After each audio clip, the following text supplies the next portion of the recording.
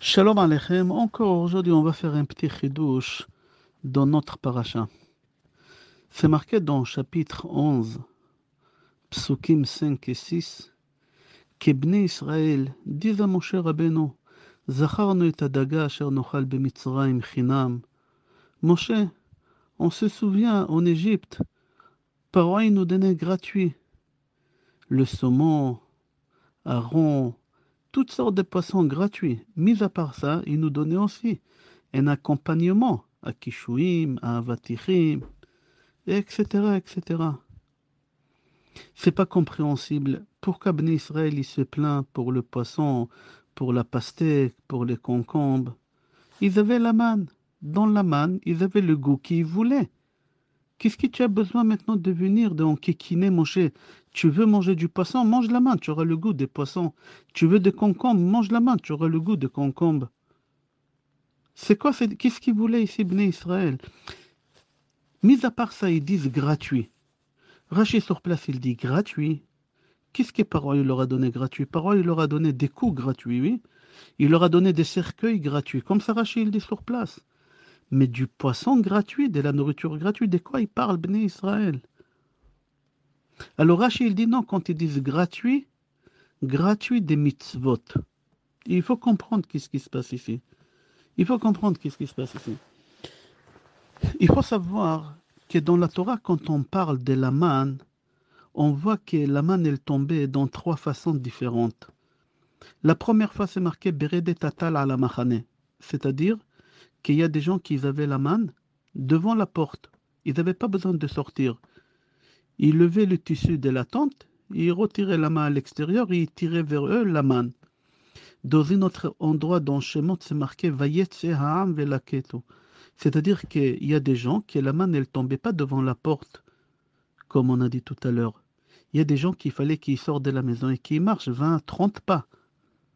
Dans une autre pasuk, c'est marqué Château ha'am velaketu, c'est-à-dire il y a des gens château, ils ont parti très très loin. Très très loin. Pourquoi c'est comme ça? Mis à part ça, il y a la manne, elle descendait dans trois façons. Il y a des gens, Hu alechem asher natan Adonai, c'est-à-dire les gens, ils recevaient la manne, déjà cuit, chaud, ils le mangeaient. Dans un autre endroit, c'est marqué que la manne, elle tombait vers Asu otorugot, c'est-à-dire qu'ils recevaient la pâte crue, il fallait le faire cuire, il fallait des fours. Et dans un autre endroit, c'est marqué Vetachanu barechaim o dachu bameducha, c'est-à-dire que la manne, elle n'était pas prête. Ils recevaient des graines de blé et il fallait aller quelque part pour les faire moudre, je crois, pour le rendre de la farine. Et après, de travail énorme, de travail énorme. Alors, il faut comprendre qu'est-ce qui se passe ici. Alors, Chachamim, ils disent comme ça. Ou beredet atal ala machane, quand on dit que la manne, elle tombait devant la porte des gens, ils n'avaient même pas besoin de sortir, c'était les tzadikim. Hachem, il leur envoyait jusqu'à leur maison, la parnassa. Ceux qu'il fallait qu'ils marchent 20 ou 30 pas, c'est les bénonymes, il fallait qu'ils sortent. Et les Rechaïm, ceux qui ne mettaient pas les tefilines, qui n'étaient pas Shomer Shabbat, alors il fallait qu'ils marchent des kilomètres. Et aussi, les tzadikim, ils avaient l'echem, du pain déjà cuit. Il y a des gens qui recevaient la pâte crue, et il y a des gens qui recevaient du blé. C'est les Rechaïm. C'est-à-dire que la tombée de la manne tous les jours, elle n'était pas égale pour tous les béné Israël. Le tzaddik, il recevait chez lui à la maison cuit. Le moyen, il fallait qu'il sorte et c'était cru. Et le rachat, il fallait qu'il marche beaucoup et c'était des graines de blé qu'il recevait. Il fallait moudre, il fallait farine, il fallait tamiser, il fallait beaucoup, beaucoup de travail. Viens pour comprendre ça, je vais ramener un exemple, une image extraordinaire qui rapporte Rav Reuven Kerlenstein au nom de Rav Shalom Mordechai Shvadron. Il dit, viens, écoute, il y a un juif dans les déserts à l'époque de Moshe Rabbeinu, on va l'appeler Yitzhak, Yitzhak Hatzadik, le rabbin Yitzhak.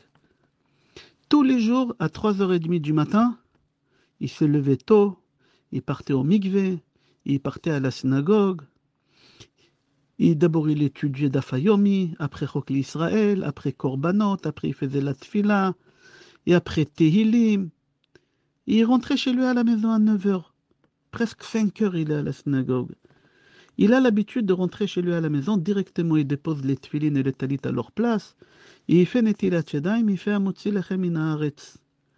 C'est la bracha qu'on faisait sur la manne, Amotzi Lechem Min Hashamayim, pardon, pas Min Haaretz, Min Hashamayim. Et il mangeait la manne. Sa femme, elle tirait le bras à l'extérieur, et elle tirait vers elle, elle sortait le bras à l'extérieur, et elle tirait vers elle. La manne, elle n'avait même pas besoin de sortir à l'extérieur. C'était des tzadikim. Et sa femme, elle lui donnait à manger, c'était chaud. Un jour, Rabbi Tzik, celui-là, Rabbi Tzrak, il arrive à la maison à 9 heures, comme tous les matins, après la tfila, il dépose les tfilines à leur place. Et il va faire Netilat Yadayim, mais juste avant de faire Netilat Yadayim, il voit que sa femme est en train de pleurer. Et il pose la question à sa femme, il dit, mais qu'est-ce qui t'arrive, chérie? Pourquoi tu pleures? Et elle prend un courage à deux mains et lui dit, n'y fais pas Netilat Yadayim. Il lui dit, pourquoi? Elle dit, parce qu'il n'y a pas la manne. Il dit, frère, ça, il n'y a pas la manne. Tous les jours, on a devant la porte. Il dit, aujourd'hui, la manne, elle n'est pas arrivée. Et le mari lui dit, Rabbi Tzrak, il dit à sa femme, est-ce que tu as bien vérifié? Tu es sûr? Il dit, oui, oui, j'ai vérifié, j'ai pris une torche, j'ai fait le tour de la tente. Et Rabbi Tzrak, il s'assoit, il dit à sa femme, viens, assis-toi, viens, on va faire un travail de conscience. Peut-être on a péché, et la manne, elle est loin, il faut aller la chercher loin maintenant. Sa femme, il lui dit, écoute, chérie, avant que tu viennes, déjà, j'ai fait un travail de conscience, j'ai rien trouvé que j'ai fait comme faute hier. Toi as fait un travail de conscience. Peut-être toi, tu as fait quelque chose de pas bien. Et c'est pour ça la manne, elle est tombée loin. Et en fin de compte, il fait un travail de conscience. Il s'est rendu compte qu'il a entendu la shonara. Et c'est pour ça Hachem, il lui a éloigné la parnassa. Maintenant, il faut aller chercher. Sa famille lui dit, bon, Rabbi Tzrak, c'est toi le rabbin. Toi que tu parles la shonara, que tu écoutes la shonara. Je te comprends pas comment tu peux faire une chose pareille. Maintenant, puisque c'est à cause de toi, alors va chercher toi-même la manne.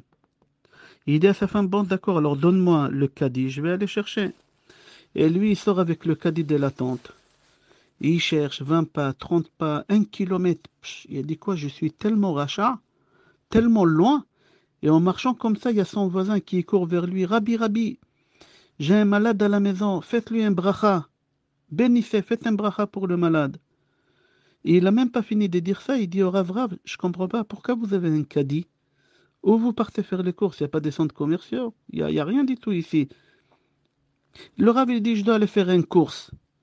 Alors ce monsieur-là, il dit, Rav, ne vous dérangez pas, je vais aller à votre place. Ça ne se fait pas que vous marchez avec de caddie.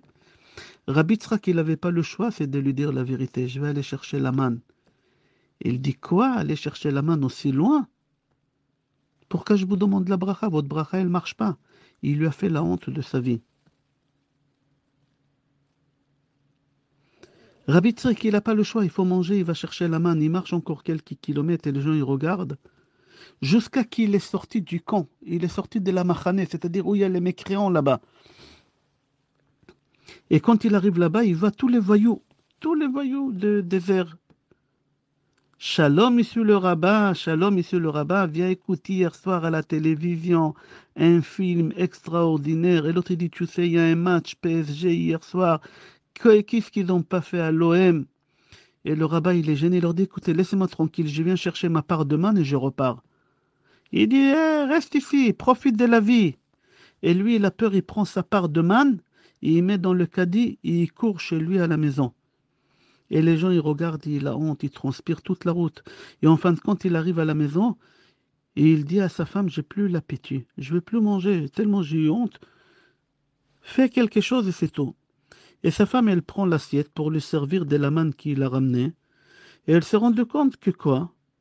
Que c'est des graines de blé. C'est des graines de blé, et elle commence à pleurer. Et elle dit à son mari, il faut aller chercher maintenant une machine à moudre, pour moudre.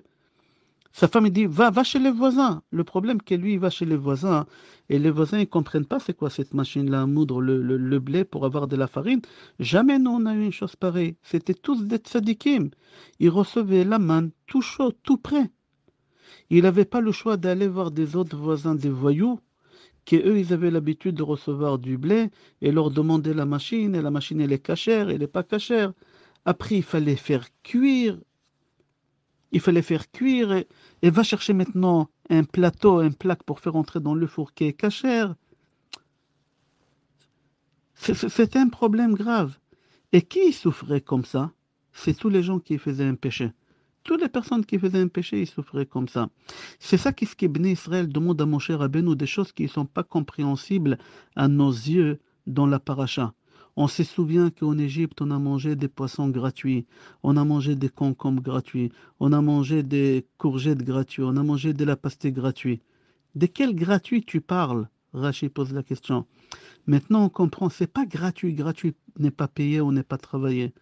Gratuit, c'est-à-dire qu'on n'avait pas besoin de te donner des comptes de notre comportement. Comment on appelle la manne dans la paracha? Ke'ena bedolach. Rashi, il dit, la manne, c'était comme une boule de cristal qu'elle disait à tout le monde comment les gens ils se comportaient chez eux en cachette à la maison. Et ça, ils n'ont pas voulu bénir Israël. Ils avaient tellement honte. Ils ont dit on préfère retourner en Égypte et manger le khatsir, c'est la nourriture des animaux, mais au moins que ça soit gratuit des mitzvot, sans honte. On ne veut pas avoir de honte. Ils n'ont pas voulu avoir honte. C'est ça qu'est-ce qu'ils ont dit, gratuit.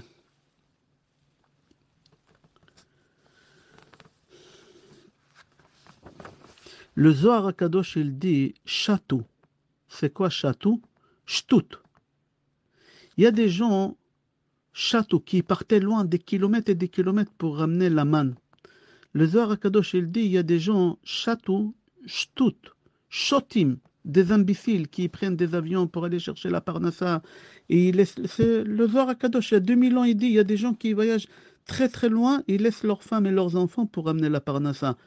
Shtouyot, c'est des bêtises, la parnassa, elle peut tomber chez toi dans ta tente, prête, cuite, sans te fatiguer. Mets-toi entre les mains d'Hachem, comporte-toi comme il faut et tu vas voir que tu n'auras pas besoin de te déplacer aussi loin pour amener la parnassa. Comme c'est dit le Zohar HaKadosh. Cette partie-là, on va la développer, Be'ezrat Hashem, vendredi. Pour le moment, je te souhaite Yom Tov, Bracha ve'atzlacha et Kol Tov.